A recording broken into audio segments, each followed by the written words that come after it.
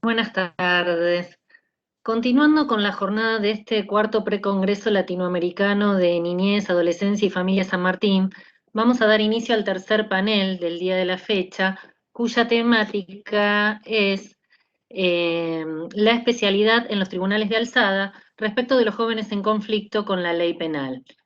Queremos agradecer a cada uno de los disertantes que van a intervenir en este panel por su amabilidad y destacamos que todos ellos tienen una vasta formación y una trayectoria académica y laboral que vamos a prescindir de mencionar en esta oportunidad, atento a lo extenso de la jornada y la gran cantidad de disertantes. Dicho esto, le cedo la palabra a mi colega, el doctor Jorge Alé, a efectos de que proceda a realizar la presentación de los disertantes. Muchas gracias. Gracias.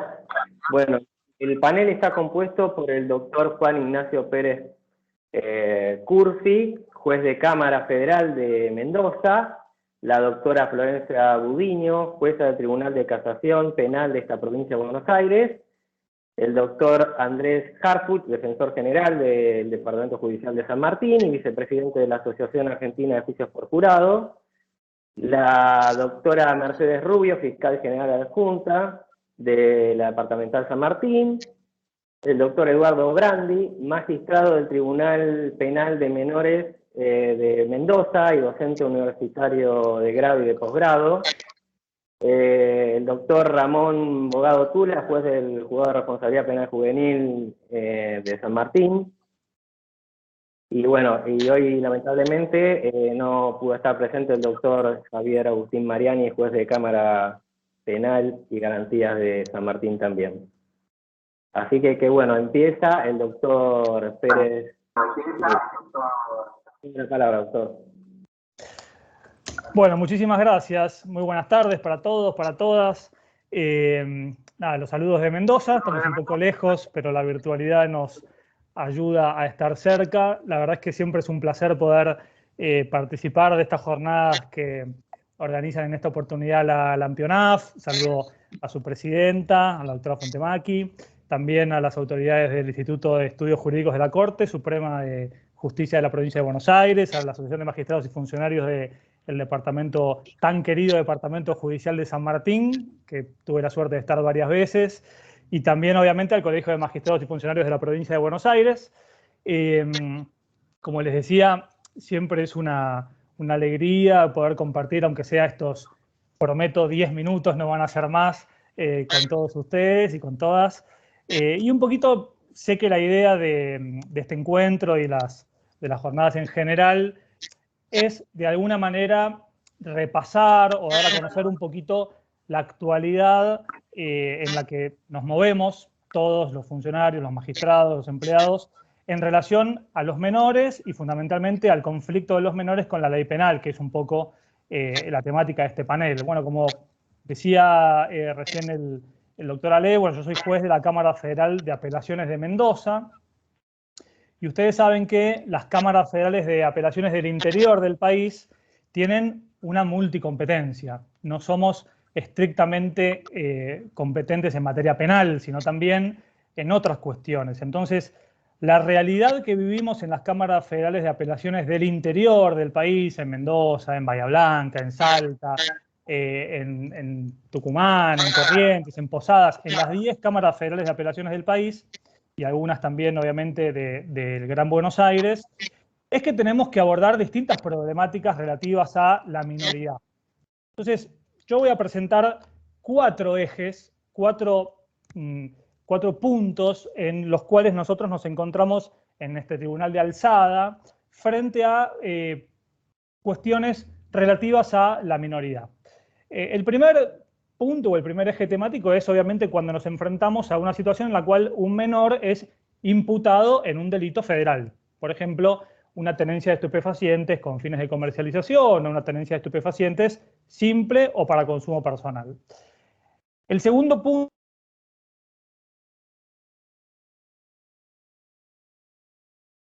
imputada en un delito federal. Nos pasa todos los días que tenemos que resolver situaciones de arrestos domiciliarios, por ejemplo, de madres imputadas en causas de contrabando de drogas o de tenencia con fines de comercialización, y tenemos que resolver obviamente la situación del menor. O sea, el arresto domiciliario, pero tenemos menores que tal vez están solos en su casa porque las mujeres en ese momento están detenidas en un penal federal.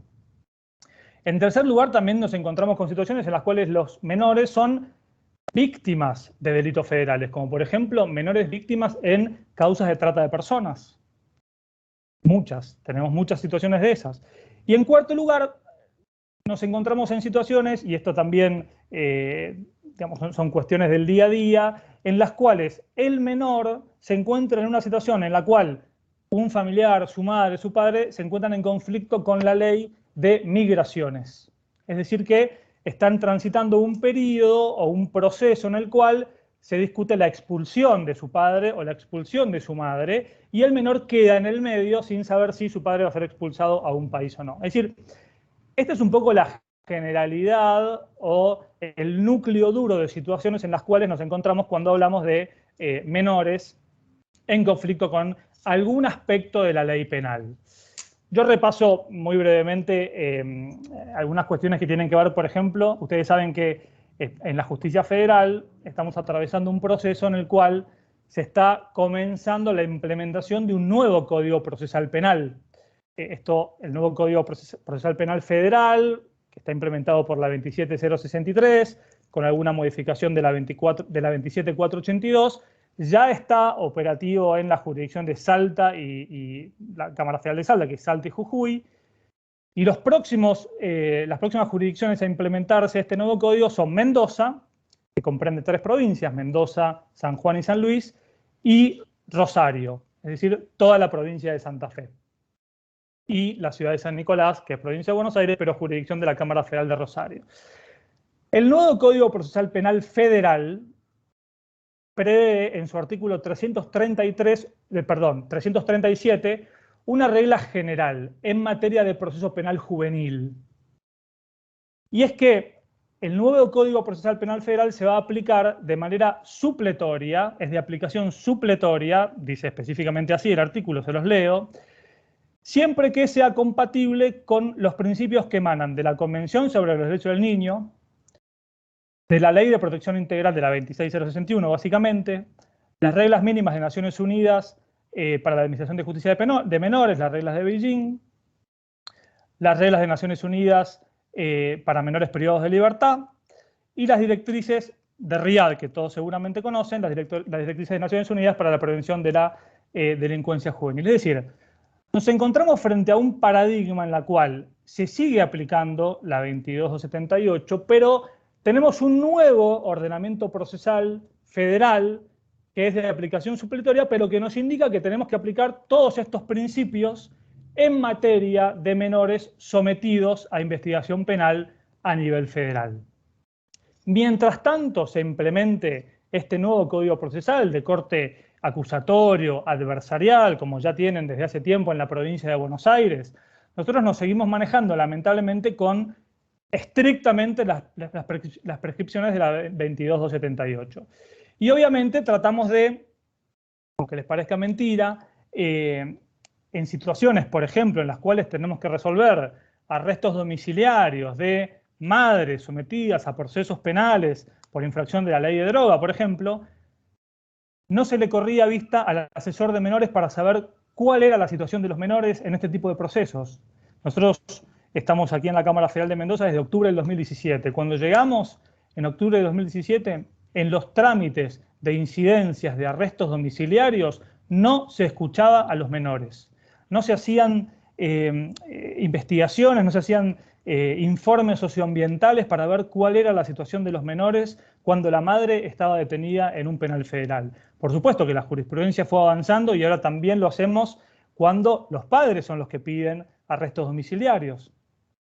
El artículo 210 del nuevo Código Procesal Penal Federal, que ya es de aplicación en materia de excarcelaciones, arrestos domiciliarios, en todo lo que tiene que ver con la libertad, ya se aplica ese artículo 210 del nuevo Código Procesal Penal Federal. Nosotros realizamos audiencias orales en las cuales no solamente vienen el defensor, vamos a poner el caso de que es un defensor oficial, no solamente viene el defensor oficial, sino también viene el asesor de menores para escuchar cómo están los menores sometidos a esta situación de arresto del padre o de la madre. Y también hacemos venir a los trabajadores sociales, a los psicólogos, para escuchar a todas las partes para saber cuál es el interés superior del niño, específicamente en esta incidencia de arresto domiciliario, prisión domiciliaria, recupero de la libertad de la madre o del padre. Estamos un poco limitados todavía, claramente, porque nuestro Código Procesal Penal sigue siendo un código de neto corte mixto todavía, con algún resabio del inquisitivo y con alguna avanzada en ese punto, pero por suerte ya se aplica este artículo 210 del nuevo ordenamiento procesal de corte acusatorio, en la cual tenemos la posibilidad no solamente o el fiscal tiene la posibilidad no solamente de ser más escuchado en sus dictámenes, sino también de convocar a todas las partes en lo que hace a menores, no solamente cuando están imputados, sino también este segundo eje que yo les contaba, cuando forman parte de alguna incidencia en la cual padre o madre están pidiendo su arresto domiciliario. En tercer lugar, el tercer eje que les comentaba es cuando, y tenemos muchos casos de menores involucrados de alguna manera en un proceso de expulsión de los padres. Ustedes saben que, un poco es mi especialidad, la materia migratoria y la materia de refugio. Nosotros tuvimos un decreto en el 2017, el decreto 7017, en ese momento un decreto muy duro, en el cual se restringían algunos artículos o se modificaban algunos artículos de la 25871, la Ley de Migraciones, en los cuales la regulación migratoria era mucho más dura que la que preveía la ley, y que por suerte ahora se ha derogado ese decreto con el decreto 138 del 2021. Tuvimos infinidad de casos en los cuales padre o madre, imputado en un delito obviamente penal,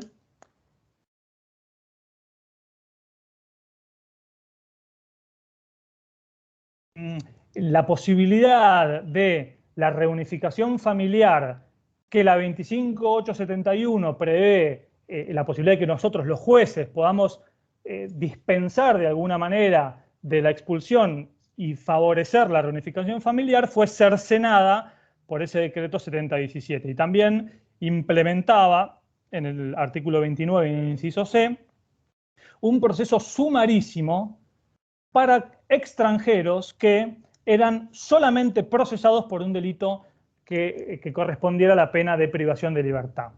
Nosotros en la Cámara Federal de Apelaciones hemos declarado inconstitucional ese decreto 7017 en su momento, en varios fallos como Fanschmidt, Rodríguez Fernández, Giraldo Murillo. Y uno de los argumentos principales por los cuales consideramos que ese decreto 7017 era inconstitucional era porque de alguna manera rompía con la unidad familiar que ya, de algunos núcleos familiares ya establecidos, tanto en la provincia de San Juan como en Mendoza como en San Luis, y fundamentalmente porque iba en contra de la Convención sobre los Derechos del Niño, porque, les voy a contar un caso concreto, pero claramente ese decreto no escuchaba a los niños, no respetaba la voluntad de los niños y iba en contra del interés superior del niño. Les pongo un caso concreto, un español que se junta con una sanjuanina, es el caso de Rodríguez Fernández, tienen 2 hijos, este español cuando ingresó al país había omitido poner en su declaración de ingreso que tenía un antecedente penal en España, no demasiado grave, pero una condena penal al fin. La ley de migraciones de alguna manera preveía, y este decreto 7017,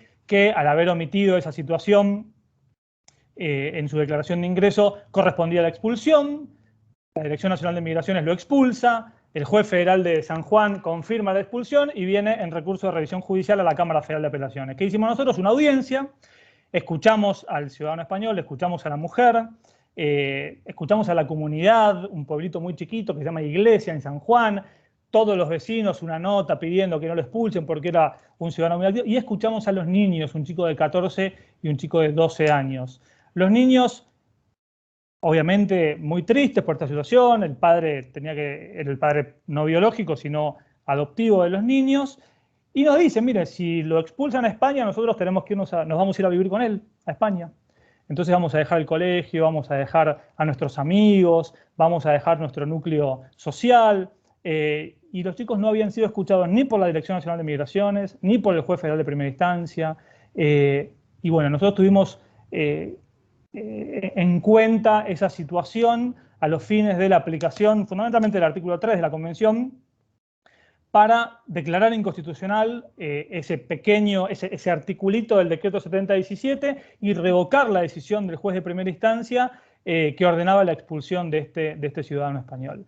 De estos casos tenemos muchísimos. Tenemos otro que se llama Fanjmil, como les contaba recién, un ciudadano chileno condenado como partícipe secundario de un contrabando agravado de mercaderías, con un núcleo familiar plenamente constituido en la ciudad de Mendoza, y bueno, ordenaban por haber sido condenado, se había sometido a un juicio abreviado, es decir, había reconocido su responsabilidad penal como partícipe secundario, y como consecuencia del acuerdo abreviado y la condena a 2 años de prisión en suspenso, se lo expulsaba, a partir de lo que decía este artículo, el decreto 77, se lo expulsaba a Chile. Nuevamente, hicimos una audiencia, escuchamos, ahí sí tenía hijos biológicos aquí en la ciudad de Mendoza, y declaramos que el artículo del decreto 7017 que prohibía la dispensa por reunificación familiar a los jueces era inconstitucional. Y nosotros le otorgamos la dispensa judicial de reunificación familiar para no desintegrar el núcleo familiar y escuchando fundamentalmente a los niños en ese expediente.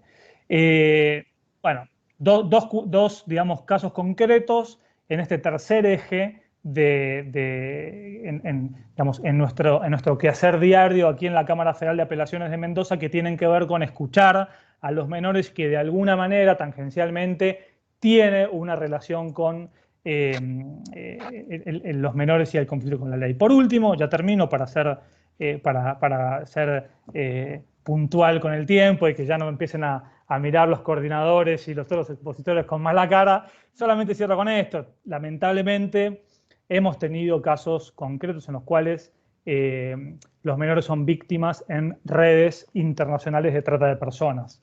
Aquí estamos trabajando muy fuertemente con el Ministerio de Justicia de la Nación, con todas las gestiones, sin importar los colores políticos, porque verdaderamente nosotros, como jueces, pero también los fiscales, incluso también desde la defensa federal, la defensa oficial, que tienen una oficina de querellas, y en general las causas de trata de personas se constituyen como partes querellantes, me parece que tenemos una responsabilidad funcional muy importante para proteger y para tutelar y para acompañar a menores de edad que son o que lamentablemente caen en la trampa de redes de trata de personas. Tenemos varios casos, por supuesto no voy a hacer mención de ninguno en particular en esta idea, pero sí estamos desde el programa de acompañamiento a víctimas de trata de tanto el Ministerio de Justicia como el Ministerio Público Fiscal de la Nación, que trabajan muy, muy bien. En cada uno de los casos que nosotros tenemos, de manera inmediata, abrimos el juego, digamos, tanto al Poder Ejecutivo como al Ministerio Público Fiscal. Tratamos de estar presentes en todas las audiencias, tratamos de estar presentes en las cámaras GESEL, obviamente siempre evitando la revictimización de los menores en este tipo de casos, pero bueno, puntualmente desde la Cámara Federal interactuamos con todos los actores, valga la redundancia, para tratar de proteger de la manera más amplia posible a esta desafortunada y desgraciada circunstancia de menores de edad cuando caen, porque verdaderamente caen en estas redes de trata de personas, que cada vez son más. En Mendoza, lamentablemente, tenemos cada vez más casos y me parece que implica un compromiso de todos los actores y de todos los operadores, no solamente judiciales, sino también de los tres poderes en estas cuestiones. Así que bueno, ese es mi aporte, mi comentario, mi paneo por la realidad que vivimos en las cámaras federales de apelaciones del interior del país en cuanto a interacción con menores de edad en conflicto con la ley penal. Agradezco nuevamente la invitación, especialmente a mi querido amigo Ramón Bogado Tula y a todos los integrantes de la ALAMPIONAF. Y por supuesto, si llega a haber tiempo, quedo a disposición para cualquier consulta o pregunta. Gracias nuevamente. Muchas gracias, doctor. Ahora va a exponer la doctora Budiño. Le cedo la palabra, doctora. Bueno, muchas gracias. Buenas tardes. En primer lugar, hago mía las palabras de Juan Ignacio en cuanto a los agradecimientos para no extenderme en ese punto, pero muy especialmente le quiero agradecer a Ramón Bogado Tula por la calidez de siempre y la atención que tiene para conmigo en forma cotidiana. Así que muchas gracias, Ramón, por esta convocatoria.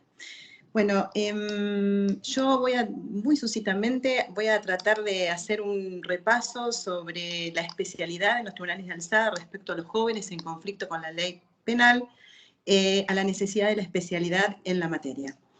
La especialidad en materia de infancia, tanto en el ámbito proteccional como en el ámbito que nos compete, esto es, en la justicia penal juvenil, es un requisito ineludible y especialmente contemplado en nuestra Constitución Nacional. Conforme lo establece el artículo 40, inciso 3 de la Convención de los Derechos del Niño, incorporado al bloque constitucional a través del 75, inciso 22, se encuentra vigente la existencia para los Estados partes de la Convención de tomar todas las medidas a su alcance para proveer de leyes, procedimientos, autoridades e instituciones específicos para que los niños de quienes se alegue que han infringido las leyes penales o a quienes se los acuse o declare culpables de haber infringido estas leyes, que tenga por objetivo asegurar que estos niños sean tratados de la manera más apropiada para su bienestar y que guarde proporción tanto con sus circunstancias como con la infracción. La ley, las leyes en general, nos garantizan un piso mínimo a partir del cual se monta el aparato que integra no solo el fuero específico, sino todas las vinculaciones del mismo con organismos que se encuentran fuera del aparato judicial. De hecho, esto se ve claramente en las distintas legislaciones nacionales e internacionales en la materia, en las cuales, a partir de una única ley, integra los diferentes fueros. En nuestra provincia de Buenos Aires, la ley interfueros o la ley de fueros, que es la ley 13.634, complementaria de la 13.298. Los procedimientos que acompañan estas legislaciones importan también procesos con particularidades especiales, en tanto la oralidad, la inmediación, los plazos más acotados, teniendo en cuenta cómo opera el tiempo para los niños y las niñas, pero asimismo la capacidad de atención que ellos tienen, la necesidad incluso de que las audiencias tengan presente esta circunstancia, las alternativas que ofrece la solución del caso, el contenido pedagógico que tienen las audiencias, y también teniendo en cuenta que en la justicia penal juvenil justamente trata de abordar a un niño que estando en pleno proceso de formación se puedan tender lazos para de verse involucrado en un delito pueda salir del mismo lo más rápido posible, entre otras cosas. En este marco, las instituciones también tienen que ser específicas. Fundamentalmente, esto es algo en lo que no se ha hecho hincapié, ya sea por razones espaciales, demográficas o económicas. Los operadores del sistema deben contar con una especialización adecuada y ser idóneos para el abordaje de los casos, porque no solamente lo que se espera es la aplicación de la normativa específica, sino que se tiende a tener presente la circunstancia al momento de decidir que se encuentra frente a un niño y que esta circunstancia importa considerar primero las alternativas posibles para la resolución del caso. Hay que considerar un cambio de mirada frente al sujeto a la cual están dirigidas estas leyes, procedimientos e instituciones. Un sujeto cuya conducta necesariamente por resultar un sujeto en formación es menos reprochable, cuya conducta en muchos casos está indirectamente condicionada por el entorno de sus adultos, y un sujeto cuyo objetivo último es alejarlo de la celda del delito. Y en este marco, evidentemente, como se señala en la regla 11 de las reglas de Beijing, muchas veces la judicialización no es la mejor respuesta. ¿Qué nos ha hecho suponer que la especialización solo compete a la primera instancia? Sin perjuicio de que nada justifica esta interpretación, a la luz de las normativas provinciales en nuestro país, todo indica que vamos en ese camino. A poco que uno se adentra en las distintas provincias que establecen las leyes de justicia juvenil conforme los estándares de la Convención, se advierte que no solo está ausente la regulación de una alzada especializada, sino incluso que los órganos del fuero están centrados en las cabeceras, en las cabeceras del partido, siendo que en el interior de la provincia a veces no se cuenta ni siquiera con sujetos procesales especializados, sino que aplican la normativa personas que no tienen la especialización en la materia. Me refiero a jueces, fiscales y defensores. Incluso los lugares de alojamiento respecto de estos mismos niños y niñas, cuando han de ser privados de la libertad, y contrario a lo señalado por la Convención y a todo el Corpus Juris internacional en materia de infancia, se encuentran alejados de la cercanía de su medio de pertenencia y su grupo afectivo. Quiero hacer acá un paréntesis.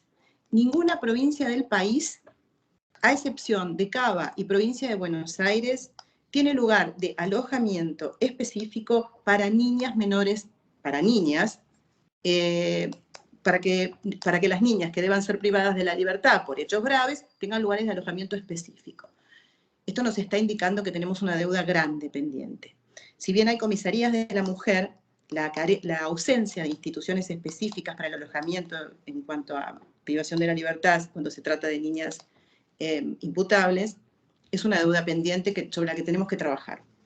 Como retomando y haciendo un poco un análisis de por qué, digamos, estamos todavía con tanta cuenta pendiente en el punto de la especialización en la alzada, entiendo que estas cuestiones de cómo se encuentra trazado el mapa de los recursos en las provincias argentinas en los recursos judiciales, por supuesto, que acabo de mencionar, creo que pueden tener que ver con cuestiones atinentes a densidad poblacional, a la que se aduran también la incidencia delictiva de los menores de edad. A nivel país tenemos una incidencia del 4,5 delictiva, o sea, cuantitativamente es relativamente baja. Y a cuestiones vinculadas en algunos casos seguramente con lo novedoso de estas legislaciones que implican una implementación progresiva al resto de las provincias. Por eso se centra muchas veces en los sectores capitales. Ejemplo de esto es la situación de Córdoba, cuya legislación es del 2011 y aún está pendiente de implementación. Asimismo, Neuquén, que es una de las primeras legislaciones de avanzadas en el país en materia de infancia, la ley 2302 del año 2000, y a la fecha solo cuenta con especialización en Neuquén Capital. Indudablemente, una deuda pendiente, y con más razón, contará al menos con alzadas de la segunda instancia especializadas. Al respecto de lo aquí señalado, en la reunión 1098 del año 2010, el Consejo de Europa estableció las pautas para una justicia amiga de los niños, donde la capacitación de todo aquel que se encuentre en contacto directo con los niños fue un tema central. Por su parte, el Grupo Internacional de Trabajo de la Asociación Internacional de Magistrados de Juventud y Familia estableció, en el 2016, las directrices sobre los niños en contacto con el sistema de justicia, escogiendo el concepto de justicia centrada en el niño, destacando que es la intención de referirse a los elementos de justicia que tienen su propia y específica naturaleza y derivada de centrar la atención en quiénes y qué son los niños. En ella se destacó en el punto 3.4.1 que los niños deben ser tratados como niños, en el punto 3.4.8 la solemnidad del entorno judicial, que no voy a repasar por una cuestión de tiempo. Lo cierto es que a nivel internacional, el Comité de los Derechos del Niño, ya en su observación número 10 del año 2007, había hecho especial hincapié en la importancia de la especialización, lo cual reitera y profundiza en la observación general del año número 24, que reemplaza la anterior y que es del año 2019. En la misma se señala en el apartado 39 que se pone de relieve que la formación continua y sistemática de los profesionales del sistema de justicia juvenil es fundamental para respetar las garantías. Sentado lo expuesto, es bueno preguntarnos también cómo se ha establecido la especialización en la alzada en los países de Latinoamérica, dado que este es el tema específico que nos convoca. Si bien en toda Latinoamérica ustedes sabrán que existe una legislación en materia de infancia, solamente en los países que voy a mencionar se encuentra legislada la especialización en la alzada. En este marco, Colombia, del año 2006, tiene las salas penales y de familia de los tribunales superiores.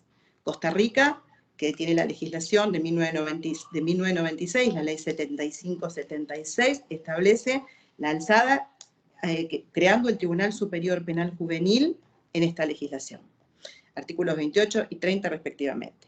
Por su parte, El Salvador, desde el año 94, a través del decreto 863, que es la Ley Penal Juvenil, establece en el artículo 43, las cámaras de menores serán competentes para conocer, etc. Y por último, Guatemala estableció por decreto 27 del 2013, en su artículo 80, una segunda instancia que interviene en la Sala de la Corte de Apelaciones de la Niñez y Adolescencia. Dije por último, pero no es por último. Nicaragua tiene el Código de Niñez y Adolescencia, que es la Ley 287 de 1998, y en el artículo 115, crean los tribunales de segunda instancia que conocerán en los casos relativos a la justicia especial de adolescentes. En cada sala en lo penal, dice el Código, uno de los magistrados deberá ser especialista en la materia. Por su parte, Panamá tiene la Ley 40 de 1999, de responsabilidad penal para la adolescencia, y el artículo 23 crea el Tribunal Superior de Niñez y Adolescencia, creando así una segunda instancia especializada. Paraguay, por ley 1680, el Código de Niñez y Adolescencia del año 2001, también crea el Tribunal de Apelación Penal de la Adolescencia, artículo 223. Y finalmente, la República Dominicana, desde el año 2003, tiene su Código de Niñez y Adolescencia, que es la ley 136, que establece en su artículo 358, la Corte de Apelación de Niños, Niñas y Adolescentes es el órgano competente para resolver, etc. Como se podrá ver, el panorama en Latinoamérica es bastante florido. Existen varios países en los que la instancia especializada está, digamos, creada por ley, pero Argentina está muy lejos de asemejarse a lo señalado. Sin perjuicio de las faltantes de especialidad a nivel orgánico en primera instancia, a las que hice referencia al comienzo de la charla, por fuera de las ciudades capitales, como dije, en algunas provincias es una deuda pendiente. Específicamente solo en 3 provincias de la Argentina se encuentra efectivamente se encuentra legislada la segunda instancia especializada. Estoy hablando de Catamarca, Chaco y Córdoba. Y solamente en Catamarca se encuentra implementado el sistema. Catamarca cuenta con una legislación muy nueva, es la Ley 5544 del año 2018, que regula la alzada especializada con algunas particularidades. Los jueces de responsabilidad, ante jueces de control de garantías, ejercen indistintamente los distintos roles: garantías, apelación, sentencia y ejecución. No obstante lo cual, se garantiza la especialización en segunda instancia, que es el artículo 11.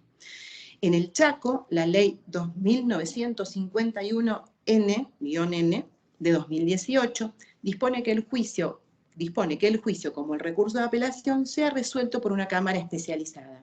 Artículo 55. Y Córdoba, que también creó por ley la cámara especializada para la segunda instancia, como todos ustedes sabrán, a través de la ley 9944 del año 2011, a la fecha y no obstante el tiempo transcurrido, no se ha implementado.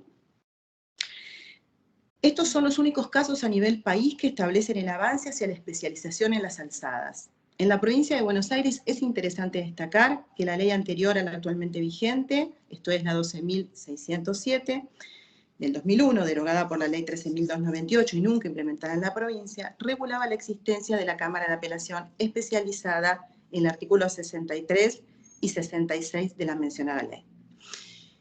Bueno, con este pequeño panorama, lo que quiero dejar es puesto sobre la mesa el asunto, porque entiendo que tenemos una deuda pendiente. El juez penal que tiene que resolver un asunto vinculado a un joven, tiene que tener una formación específica y una capacitación que entiendo es absolutamente necesaria para poder estar en sintonía con los estándares internacionales en la materia. Y asimismo, el tema amerita una discusión fuerte respecto de si necesariamente se debieran crear cámaras específicas o se podrían, resolver las cuestiones con magistrados que tengan formación específica dentro de las ya creadas. Esto estoy hablando de provincia de Buenos Aires, sobre todo por la cuestión cuantitativa que refería al principio. Mi intención era una luz de alerta, poner el tema sobre la mesa y, bueno, agradecerles la atención. Gracias, doctora. Bueno, ahora va a exponer el doctor Andrés Harfuch, el defensor departamental. Le cedo la palabra, doctor. ¿Qué tal? ¿Cómo le va? Bueno, a mí me han convocado con un tema específico que tiene que es el juicio por jurados en materia juvenil, que tiene una relación siquiera tangencial con todo lo que he venido escuchando. Me gustaría empezar por el final porque voy a tratar de terminar con eso. Yo creo que no deberían existir cámaras especializadas. Vengo de la escuela de Julio Mayer y de Alberto Binder y creo en la casación horizontal, es decir, creo en que hay que nombrar más jueces de menores y que los que revisen la decisión, responsabilidad, claro, de responsabilidad, porque la de no responsabilidad no debería haber recurso del fiscal, la decisión de responsabilidad deberían ser jueces de la misma organización judicial organizados en colegio, diferentes a los que tomaron la decisión. Y yo creo que allí abarataríamos muchísimo los sistemas de justicia, porque yo reitero, creo que seguimos razonando de la estructura de la organización judicial, jerárquica de la Inquisición. Entendemos que tiene que haber jueces de primera instancia, jueces de segunda instancia, y eso está mal. Es decir, hay otros modelos de organización judicial, mucho más, creo yo, flexibles, democráticos, como la famosa llamada así casación horizontal, que prevé colegios de jueces, y que en materia de menores creo yo que por su propia especificidad debería estar integrado por juezas y jueces de menores. Pero no quiero ir tanto a esto, lo voy a ir hacia el final, pero bueno, el tema que me convocaron es que creo que es la necesidad o no de que existan jurados para los casos graves de responsabilidad juvenil. Por supuesto, yo siempre he dicho que sí. Creo que la Constitución argentina no establece las garantías constitucionales nada más que para los mayores de edad. Los niños y niñas y adolescentes son personas como cualquiera y por lo tanto gozan de todas las garantías que la Constitución Nacional establece. La Constitución Nacional ha establecido 3 veces que en materia criminal, sobre todo, los juicios tienen que ser realizados por los ciudadanos, no por los jueces técnicos. Entonces, esto es muy claro. Si el mandato del artículo 118 dice con toda claridad que los delitos criminales deberán ser terminados por jurado. Pero no dice los delitos criminales de mayores, dice los delitos criminales, incluidos los que participan niñas, niños y adolescentes. Entonces, cada vez que me preguntan en las provincias ahora que el juicio por jurado se está extendiendo con tanta fuerza en todo el país, también, si se pueden juzgar los menores o no se pueden juzgar los menores. Yo siempre digo claramente que sí. Y más como en este distrito, el que es el nuestro, en San Martín, donde varias de las defensoras oficiales han exigido que determinados crímenes, homicidios, fueran juzgados por jurado. La Corte por el momento les dijo no, por el momento. No les dijo está prohibido correctamente, ¿no? Sino simplemente que quería que se estabilizara un poco la institución, etcétera, etcétera, y después ver, bueno, a ver cómo seguíamos adelante, y creo yo que en algún momento esto ya se va a plantear, si es que no se planteó así. Si de hecho la ley no lo prohíbe. Bueno, pero lo que yo quiero decir es lo siguiente. Es decir, hay muchas categorías jurídicas muy difíciles de definir en nuestro mundo. El interés superior del niño es una de ellas. Por interés superior del niño entra todo lo que nosotros queramos. Es decir, yo le pregunto a cualquiera de los que estén aquí que me defina en 3 palabras qué es el interés superior del niño, no va a poder hacerlo.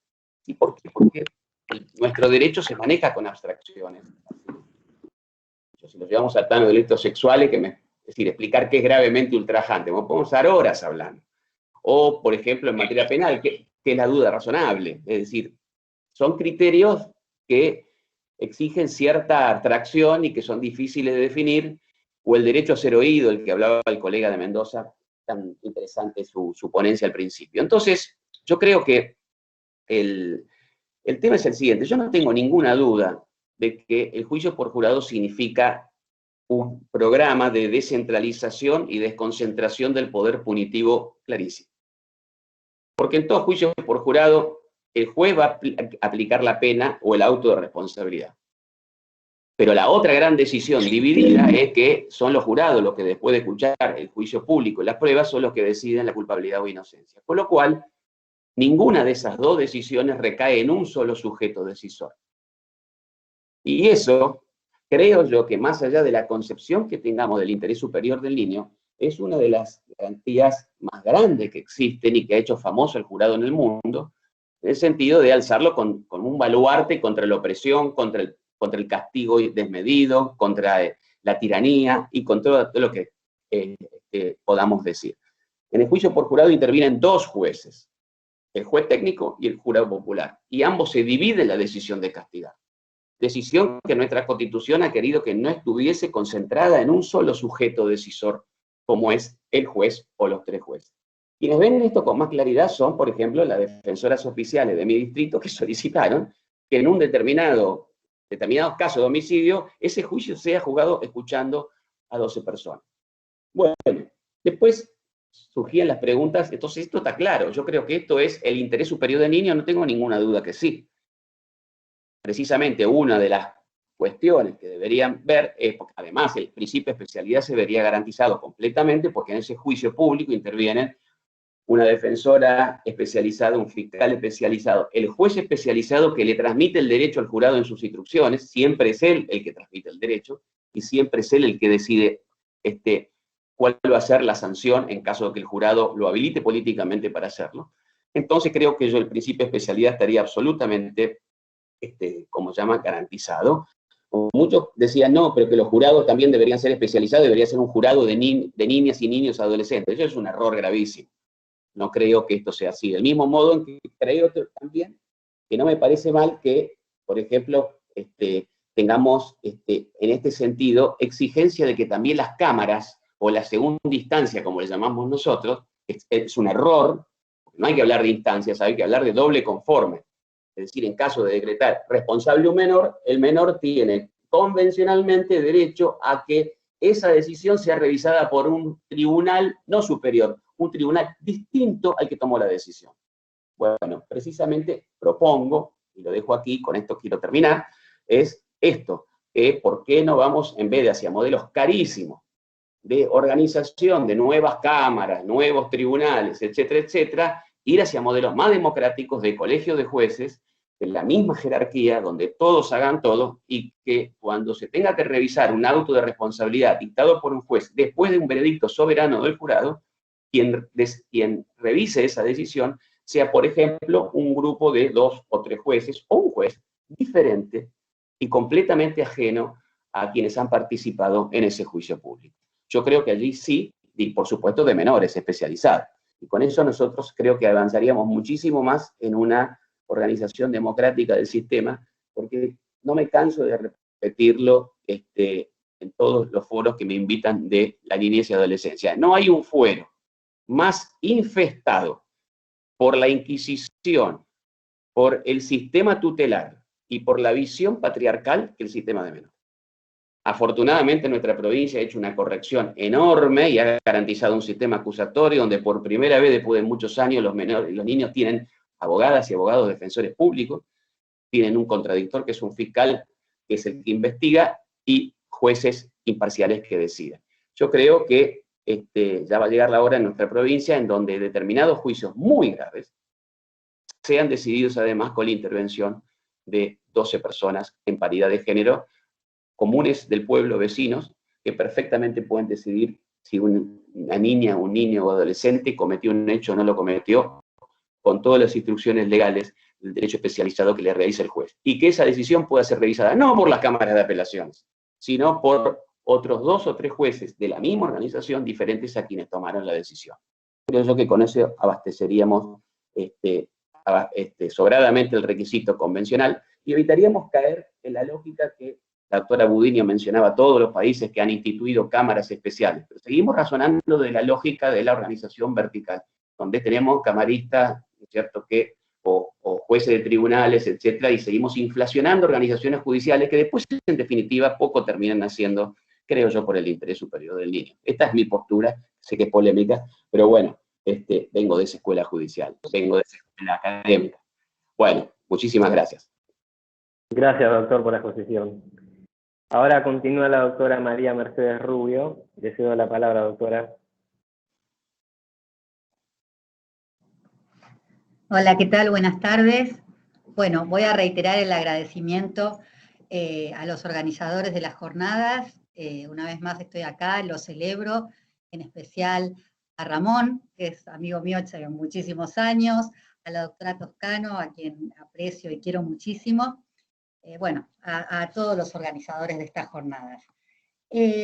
Ramón me convocó a esta mesa para que contara cómo operaba en la Cámara de Apelación de San Martín, o cómo había impactado la implementación del Fuero de Responsabilidad Penal Juvenil en la Alzada.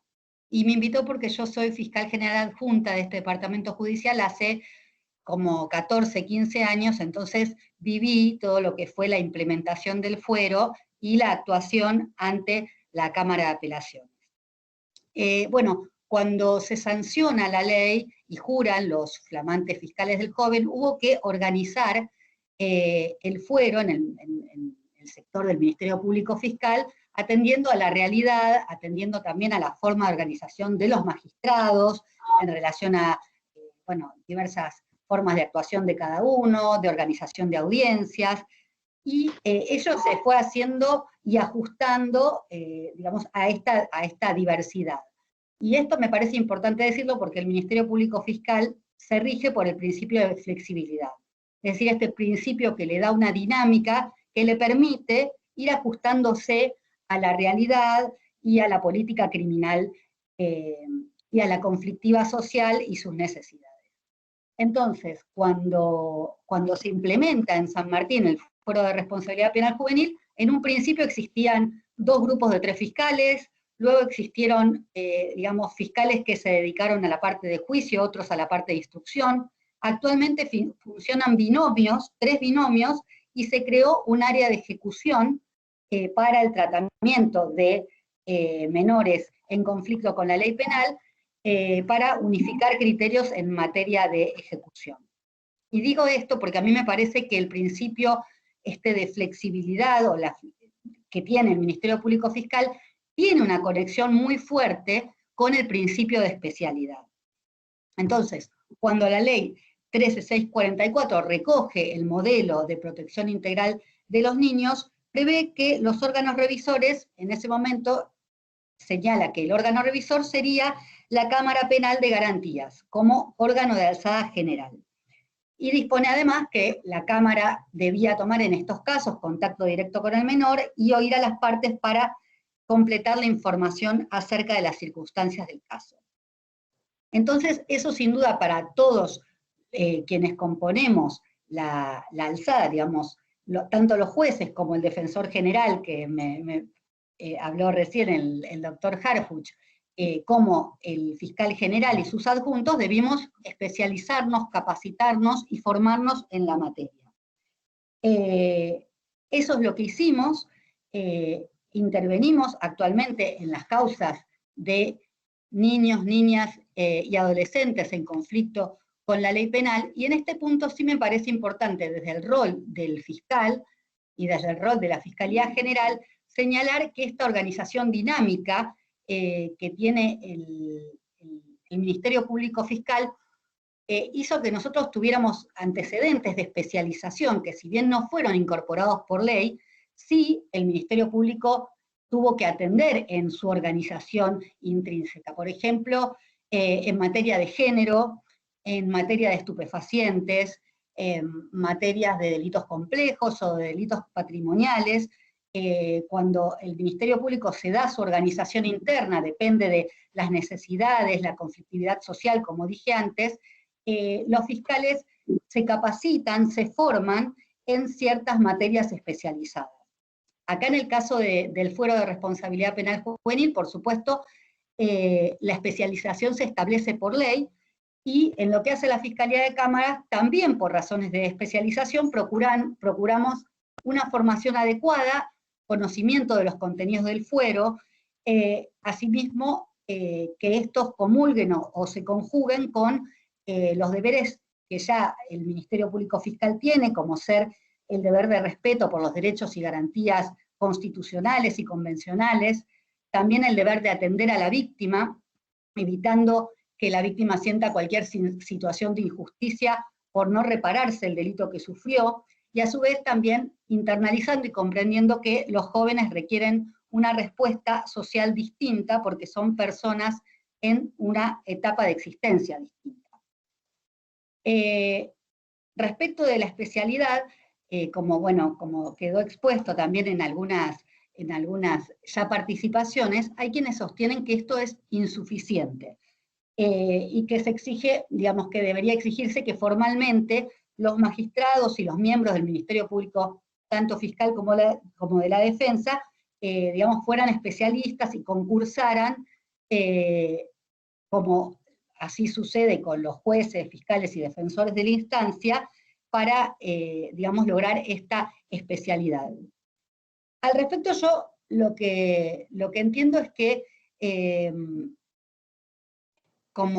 digamos, en esta visión que vengo manifestando, hay que atender a las necesidades, y si bien digamos, todo sistema es mejorable, en nuestra provincia el plexo normativo aplicable a los menores cumple con los estándares constitucionales y con el derecho internacional.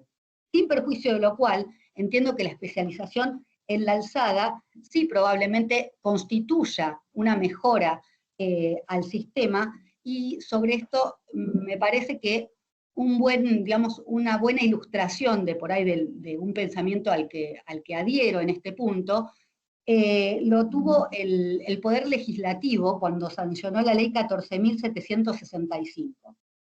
Esta ley incorpora al Tribunal de Casación al sistema de responsabilidad penal juvenil. Es decir, con la 14.634, el único tribunal de alzada era la Cámara de Apelaciones, y con esta ley se incorpora la casación penal. Entonces lo que se sostiene es que si los adultos, los mayores, tenían el remedio casatorio frente a hechos graves, ¿por qué no así los menores de edad? ¿Por qué no así las niñas, los niños y los adolescentes? Y de la lectura de los fundamentos de la reforma, surge que, en miras a adaptar las impugnaciones de los jóvenes a los estándares internacionales, se intenta equiparar las vías recursivas de los jóvenes a la de los adultos, que preveían un recurso de apelación para la revisión de sentencias correccionales y uno para la casación para las criminales. Y así garantizar el piso mínimo de derechos para los jóvenes imputados de conformidad con los estándares elaborados a partir de las normas convencionales que rigen el foro, como así también por la doctrina desarrollada por la Corte Federal en el tema. Y se sostienen los fundamentos de la reforma legislativa. Los menores deben disfrutar por lo menos de las mismas garantías y protección que se concede a los adultos en el artículo 14 del Pacto Internacional de Derechos Civiles y Políticos. Pero lo que digamos, más quería poner sobre la mesa es que en esa reforma legislativa, al final de los fundamentos se sostiene: el recurso de casación es la herramienta que el legislador asignó para los casos más graves, y aquella decisión legislativa prevista para el proceso de adultos debería extenderse al fuero de responsabilidad penal juvenil. Y dice: a modo de conclusión, la modificación que se propone requiere, a su vez, otra reforma complementaria que permitirá elevar aún más la calidad de respuesta que exige el fuero especializado. Por ello, la propuesta a los señores legisladores, sin que ello impida avanzar en la sanción de la presente, es que evalúen la posible creación, como complemento del presente proyecto, de una sala especializada que concentre la revisión de todas las resoluciones que serán competencia del Tribunal de Casación. Es decir, acá, ya en esta reforma legislativa se abre la puerta para seguir profundizando en mejorar lo que es la especialidad en la alzada. Algo similar ocurrió con la Corte, con la Suprema Corte, con la Corte Provincial. A la Corte Provincial de la provincia de Buenos Aires se impugna el reglamento al régimen de subrogancias. Es decir, la Corte, cuando se sanciona la ley que implementa el fuero de responsabilidad penal juvenil, establece un sistema de subrogancias para los tribunales de responsabilidad penal juvenil, es decir, cuando faltaran miembros para componerlo, ¿no? Y un defensor impugna este reglamento. Sin perjuicio de lo que la Corte responde y cómo lo fundamenta, que rechaza, digamos, esta impugnación, lo interesante es que también señala el carácter progresivo del cometido final al que propende la ley. Entonces, nuevamente habla de este carácter progresivo. Y yo creo que esa es la clave que debe regir en este ámbito de especialización y que probablemente también se extiende a otros ámbitos de especialización. Es decir, es ir verificando las necesidades que se presentan e ir progresivamente mejorando la calidad de respuesta que exige el fuero especializado, o el ámbito de especialización de que se trate. Y esto puede ser mediante distintas medidas, como señaló Florencia, la doctora Budiño. Por ejemplo, hay que preguntarnos si hace falta que las salas tengan un miembro especializado, si eso mejoraría la capacidad de respuestas, o como señala el proyecto de ley, crear una sala especializada que unifique, que haga una jurisprudencia homogénea, o bien mejorar la capacitación de los operadores, la formación constante, o crear órganos especializados, o bien por ahí áreas especializadas dentro de los órganos, no sé, se me ocurre relatorías. Entonces ir evaluando las necesidades y progresivamente mejorando la capacidad de respuesta. Esto es, bueno, un poquito lo que es mi experiencia y lo que es mi manera de pensar acerca de la especialidad en la alzada, que entiendo que en definitiva tiene que impregnar cualquier decisión que se tome en punto a la especialidad en cualquier ámbito de este sistema, obviamente también en el ámbito recursivo. Bueno, gracias. Gracias, doctora. Ahora es el turno del doctor Eduardo Brandi. Le cedo la palabra, doctor Brandi. Muchas gracias, buenas tardes. Agradecer inicialmente, como han hecho los panelistas anteriores, a los organizadores, Colegio de San Martín, al AMPIONAF, y al doctor, estimado amigo Ramón, abogado Tula, por su esfuerzo que siempre con estos precongresos realiza todos los años. El tema sobre la especialización y la especialidad, me parece que es una cuestión que, no soy el primero que lo digo, la especialización atraviesa todo el sistema penal juvenil y procesal. Y en realidad, no es otra cosa que el derecho que tienen los adolescentes que están en conflicto o en contacto con el sistema penal, el derecho constitucional al juez natural especializado. Ese es el mandato de la Constitución. Miremoslo por donde queramos mirar, el mandato es ese. El derecho a un juez natural especializado. Una de las doctoras panelistas también lo dijo con toda precisión. Esa especialidad me parece que debe reflejarse en todos los casos. Debería reflejarse en todos los casos. Eso también lo ha sentado la Corte Interamericana de Derechos Humanos en diversos pronunciamientos.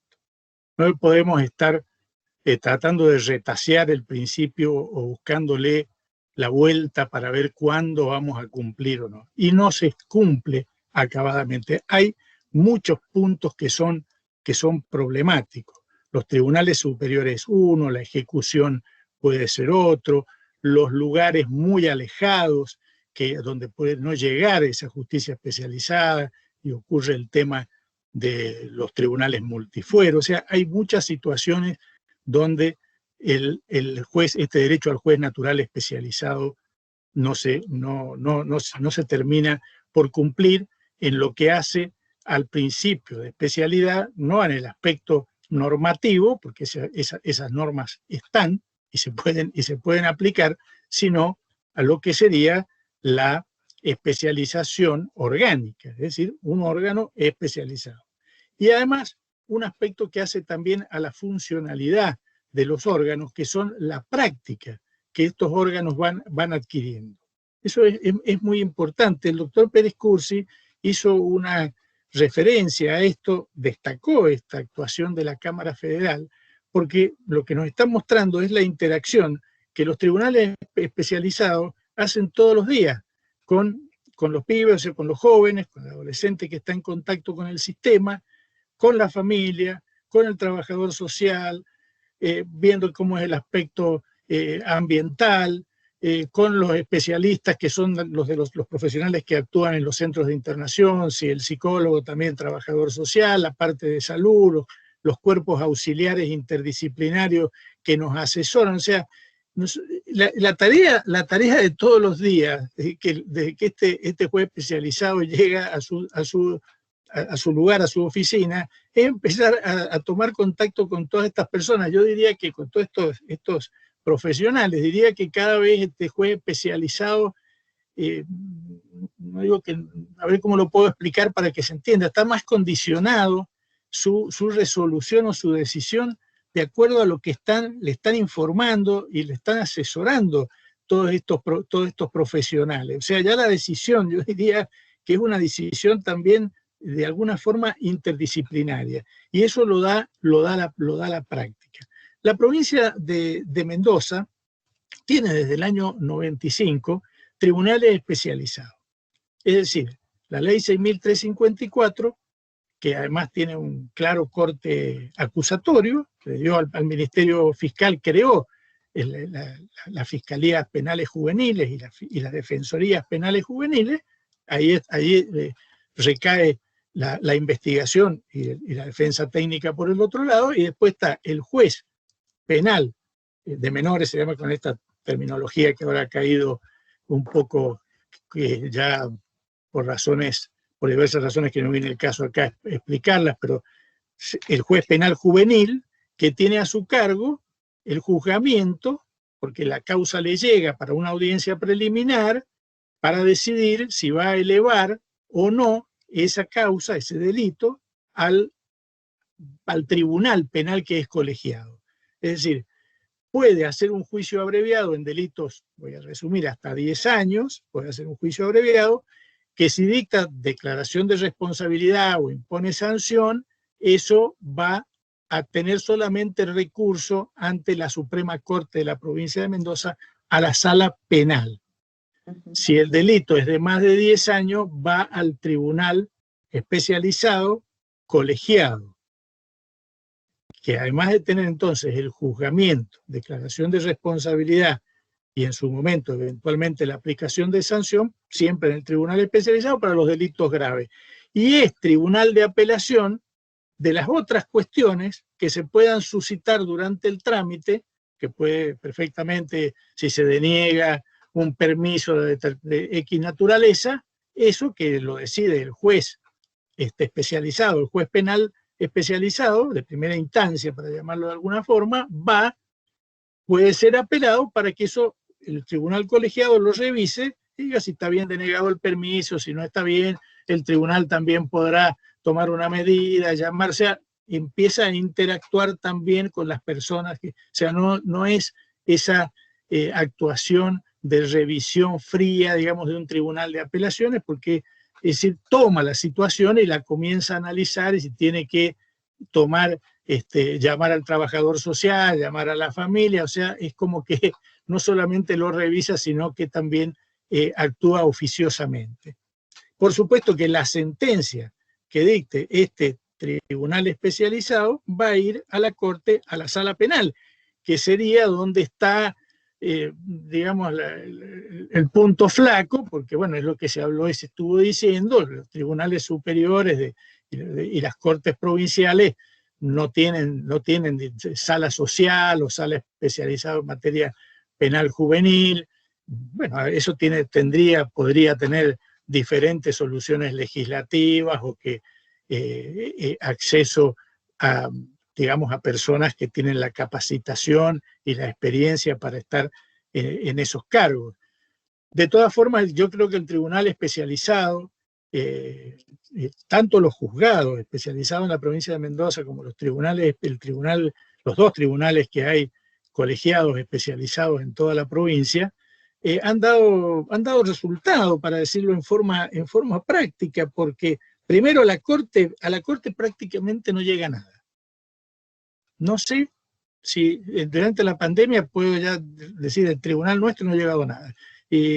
por ejemplo, ponga el año 2019, creo que subieron 2 causas o una a la Suprema Corte para revisar un pronunciamiento. Y por el contrario, hay una serie de situaciones que se han solucionado en forma jurisprudencial a través del tribunal especializado, por ejemplo, la reducción de las condenas, tomar como pauta y como regla, reducir las escalas penales en la forma prevista para la tentativa en todos los casos. O sea que en definitiva jurisprudencialmente se ha establecido una escala penal distinta para los adolescentes en conflicto. También cuestiones referentes a la situación de mayores, o sea, de adultos juzgados por hechos comunes, donde hay adolescentes. Esta es una problemática que nuestra ley 6.354 la resolvió con este sistema que está en muchas provincias, que es que cuando hay un adulto y un adolescente, lo absorbe la justicia de adulto, tiene que aplicar las normas del sistema penal juvenil, es decir, que es la especialización que yo le llamo normativa, pero no orgánica, porque es el tribunal de adultos el que aplica esta normativa. De todas formas, eso tampoco la jurisprudencia en este momento, la realidad es que ese artículo no se aplica, parece como letra muerta. Empezó la Suprema Corte de Mendoza con buen criterio y en defensa de este principio de especialidad, disponiendo que se integrara, cuando había esta situación de adultos y adolescentes, que se integrara con uno de los jueces del Tribunal Penal Colegiado. O sea que uno de nosotros iba al Tribunal de Adultos a integrar. Pero esto también presentaba algunos problemas, porque los jueces, digamos, el imputado adulto decía: ¿qué hace este señor acá?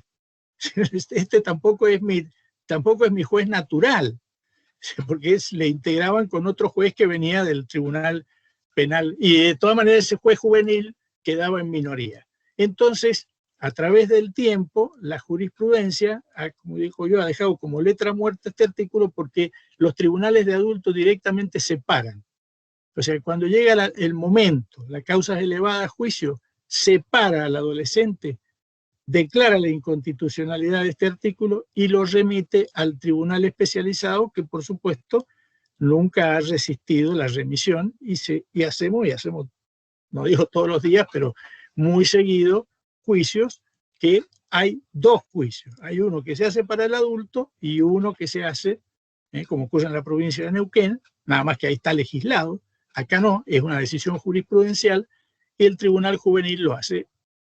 No se han presentado casos de sentencias contradictorias, solamente hubo una vez un tema en una cuestión de si era atentado o no era atentado, donde se siguió el criterio más benévolo. Es decir, que si el Tribunal de Adultos, por una casualidad, por una razón X, llegara a haber resuelto en una forma más beneficiosa que como viene la acusación o la elevación, el Tribunal Juvenil siempre va a seguir el criterio más beneficioso. Es decir, que me parece que la especialidad es un tema que hay que defenderlo, es fundamental, atraviesa, repito, todo el sistema. En Mendoza tampoco se admite que el jurado, sé que es un tema discutible, que el jurado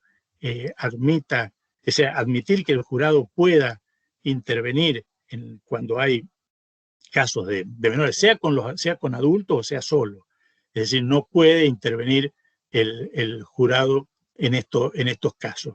Soy partidario de que efectivamente esto, a mi criterio, con respecto a las otras posturas, creo viola el principio de especialidad, que no se puede suplir porque el juez técnico que conduzca el jurado no sea especializado. Desde Alampionaf, de la Asociación Latinoamericana, y en distintos foros hemos sostenido y defendido que en estos casos sería necesario que el jurado sea especializado, no que sean niños, pues por lo menos los niños no pueden tomar ese tipo de decisiones jamás, sino especializado, integrado por trabajadores sociales, personas con especialización en temas infanto-juvenil, psicólogos, o sea, un tribunal especializado, que es como hay en otras partes del mundo, donde estas cuestiones, como en Italia, donde estas cuestiones juveniles, esta problemática, la trata un tribunal interdisciplinario. Nosotros tendríamos que modificar quizá algunas leyes o constituciones,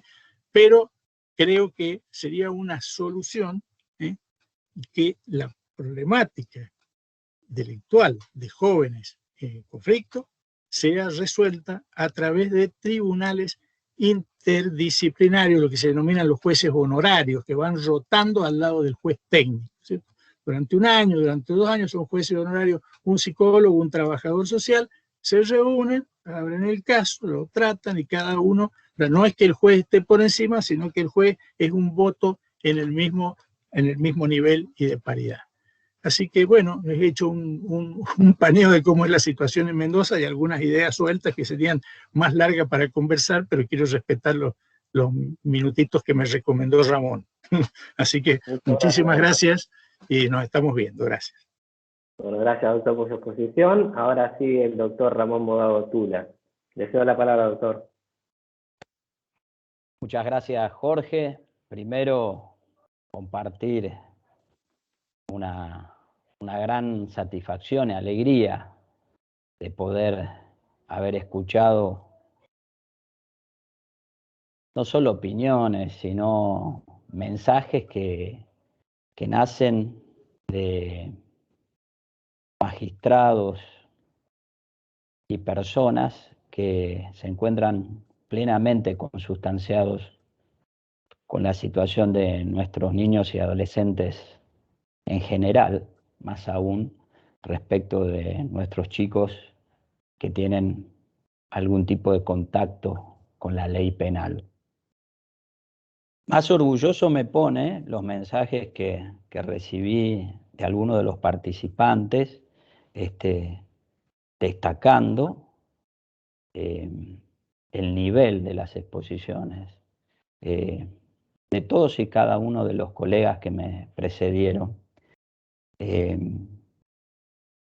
muy trascendente porque no solo todas las personas que nos están acompañando y que ya demuestran en esta época tan difícil su compromiso con temas tan trascendentes, tan sensibles, se lo merecen, sino sobre todo nuestros jóvenes y niños se los merecen. Siempre compartimos con muchos de los que estamos en este encuentro que lo más importante para que nuestros jóvenes puedan sentirse que son reconocidos como personas, como sujetos, que los miremos a la cara y todos los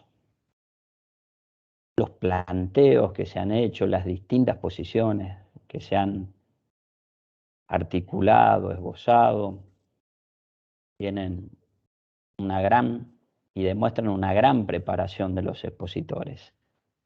Primero, quiero hacer un reconocimiento, y nobleza obliga, un agradecimiento especial.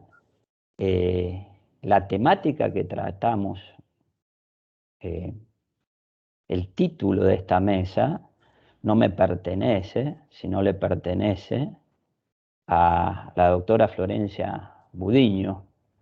Ella me dijo que quería hablar de este tema y si era posible, y inmediatamente le escribí, le agradecí, muchas gracias por el aporte, porque una de las mesas va a hablar directamente de eso. Es trascendente y quiero hablar más de lo que se transmitió, cómo no solo lo preparó Florencia, sino que lo pudo transmitir, ¿no? Es así, yo adhiero a esta posición. Los operadores del Fuero de Responsabilidad Penal Juvenil, en su inmensa mayoría, con los que yo he hablado, compartimos la idea de que resulta no solo necesario, sino que resulta de gran trascendencia para la situación de nuestros niños y adolescentes sometidos a proceso, que haya tribunales superiores de alzada.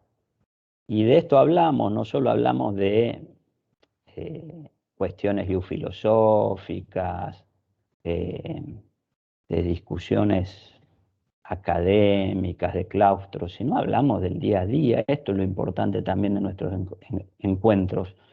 Lo que nos sucede día a día, y yo quiero destacar que en muchísimas de las audiencias que se llevamos a cabo en nuestro fuero, hay un término que se usa mucho, y que sobre todo los esforzados integrantes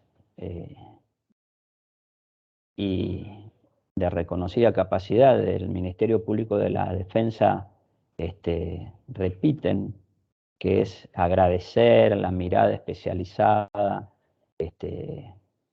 muchas veces el rol del Ministerio Público Fiscal cuando acompañan alguna postulación en relación a derechos respecto de sus asistidos. Pero también es una conversación que tenemos entre colegas magistrados, de que muchas veces algo que es natural y claro y sale de un desapasionado análisis. Y me ha tocado vivirlo también cuando como funcionario los magistrados del juzgado, del Tribunal de Responsabilidad Penal Juvenil, debían excusarse por algún tipo de cuestión procedimental, tener que intervenir en carácter de actuario, de secretario, en tribunales conformados por magistrados del fuero de mayores, distinguidos magistrados, formados, capacitados en la materia de nuestro departamento judicial. Eso sí, había una cuestión que es real y siempre uno debe partir de la humildad. Así como hay magistrados, yo lo respeto mucho, dicen yo prefiero no hablar de un tema, o personas de distintos ámbitos de nuestra sociedad, que dicen yo de este tema no conozco en plenitud y prefiero reservarme una opinión, eso lo deben decir especialistas. Estos magistrados muchas veces han compartido esto. Y no es por un renunciamiento a lo que corresponde a la ecuanimidad y el real ejercicio de la magistratura, nos distingue gran cantidad de magistrados en nuestra querida provincia de Buenos Aires, en nuestro país, sino que es algo que realmente queda evidente. Un magistrado que se ha formado para una determinada competencia es sacarlo su eje de conocimiento y perfeccionamiento. Y desde ya que los magistrados, fiscales, defensores oficiales que integran el Fuero de Responsabilidad Penal Juvenil se han preparado, capacitado, formado, se han presentado ante los estamentos pertinentes, han pasado por un concurso hasta poder llegar a ejercer esta función tan honorable, ¿no? Y esto es así, y queda claro, y así como Juan Ignacio, Florencia, también el querido Eduardo, han hablado de la normativa, de los tratados internacionales que rigen la materia de los jóvenes en contacto con penal, que específicamente habla de que los magistrados y funcionarios y operadores de los fueros de responsabilidad penal juvenil deben ser especializados. Esto surge de una cuestión que está en el seno de nuestra sociedad. ¿Y por qué quiero destacar algo? También surgió de una disertación precedente, algo que es una realidad que todos conocemos y que da por tierra preconceptos. Siempre escuchamos por los medios masivos de comunicación, hasta lo hemos podido hablar en foros internacionales. Yo recuerdo el Congreso Mundial en París, donde hablábamos de que el involucramiento de los jóvenes, de los menores de edad, es abrumador, que en cada hecho que se suscita, vemos a comunicadores, a medios de comunicación, periodistas, cada hecho que se suscita en la provincia de Buenos Aires o en el resto del país, seguro que hay un menor de edad que ha intervenido. Y esto no es real, porque las estadísticas, y de esto también como una declaración en principio, las estadísticas en el fuero criminal son mucho más allá que un frío número, porque estamos hablando de personas, estamos hablando de víctimas de delitos que tienen un nombre, una familia, una historia, seres queridos, y también estamos hablando de jóvenes sometidos a procesos que lo mismo, son personas, son sujetos plenos de derechos, que tienen familias, que tienen una historia, que también han sido marcados por muchísimos dolores y sufrimientos. Esto lo sabemos. En el fuero penal juvenil sabemos que del porcentaje, la gran mayoría del porcentaje del número de jóvenes sometidos a procesos son jóvenes muy humildes, con grandes vulneraciones. Y también quiero decir algo que todos sabemos y compartimos y comulgamos. El ser humilde no es sinónimo de delito, eso ya lo sabemos.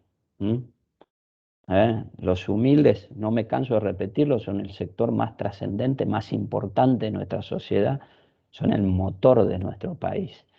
Y los jóvenes, los niños que han sufrido muchas vulneraciones, que no han tenido muchas veces ni siquiera el calor o el afecto de un familiar, y acá hay muchos jueces que han pasado por el fuero, que han marcado un camino, sobre todo de inmensa humanidad, como Marilyn, como Lalo, porque los tengo acá presentes.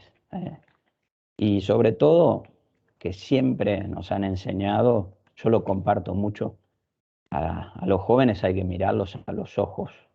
Es muy lindo cuando un joven se puede transmitir y le dice, nos hablamos con respeto. Eso significa mucho para un niño y para un joven. El que nos hablamos con respeto significa que se siente respetado, que se siente que alguien lo considera, que es lo mínimo que podemos hacer por ellos. Muchos están en la calle, sometidos a muchísimos peligros. Y en su grupo familiar, y esto también destacarlo porque son personas, desde ya, cómo no nos puede conmover el amor de un joven hacia un padre, una madre, un familiar, sin perjuicio de que tal vez esos padres no han tenido las herramientas para poder transmitirle lo más trascendental que le puede transmitir una persona, un padre o un hijo, que es el amor, la comprensión, el acompañamiento. No estamos hablando de cosas materiales. Pero esto lo quería compartir. También Juan Ignacio, que nos hizo un comentario muy trascendente sobre cuestiones que nos interpelan, ¿no? Es como un golpe a la cara el tema de este flagelo de la trata de personas, ¿no? Y sobre todo de nuestros niños. No podemos mirar para otro lado, no podemos mirar para otro lado con el flagelo más trascendente para que nuestros niños ingresen a la senda del delito, como es el narcotráfico. Y nosotros, los que estamos acá, no hacemos eso porque no hay que endilgarle a ningún estamento específico que se haga cargo de este gran desafío. Cada uno en el seno de nuestra familia debemos trabajar, sobre todo para mirar a la gente, ¿no? En estos momentos tan difíciles de la pandemia, muchas veces nos olvidamos de lo más trascendente de la vida, ¿no? Que es interesarnos por el prójimo, por nuestros hermanos. Tenemos muchos problemas, muchas preocupaciones, muchos dolores, muchas angustias, pero también debemos tener presente que ellos solamente nos tienen a nosotros y que quienes tenemos el enorme honor y la gran responsabilidad y no hablo de impartir justicia acá, siempre destacamos no solo a los jueces, los juzgados ejercen su función primordialmente y son la columna vertebral de todo organismo jurisdiccional todos los compañeros de un juzgado, los chicos de la mesa de entradas que atienden a la gente, que los deben tratar con respeto, que no son indiferentes, los oficiales, los auxiliares, los funcionarios. Un juzgado no puede funcionar sin eso. Y todos sabemos que en los momentos difíciles, gracias a Dios, recibimos en el Poder Judicial muchísimas críticas, pero todos sabemos que la inmensa mayoría de quienes integran el Poder Judicial son personas de bien, honestas, comprometidas. Así que a ellos mi reconocimiento. Y también quiero destacar el aporte de Andrés. ¿Por qué? Porque él no comparte la posición de que se deben crear. También el mensaje de Andrés había sido muy trascendente, que era disruptivo, hablaba más allá, ¿no? Hablaba de este derecho inalienable al doble conforme, ¿no? Ir un paso más adelante, ¿no? En la defensa de los derechos. Y que justamente sean jueces especializados los que directamente deban dirimir cuestiones o agravios o postulaciones en relación a jóvenes sometidos a proceso. Es respetable también, más cuando nace de un funcionario muy preparado, muy comprometido y que lo hace desde una honestidad humana e intelectual. Yo específicamente tengo mi opinión. Considero que nosotros debemos bregar firmemente para que se creen tribunales, cámaras especiales, una sala, aunque sea de tribunal de casación especial en nuestra provincia de Buenos Aires, en nuestro país, y hasta específicamente que en la Corte Suprema de la Nación, en los distintos tribunales superiores de justicia, si no hubiese un magistrado especializado, que sería lo más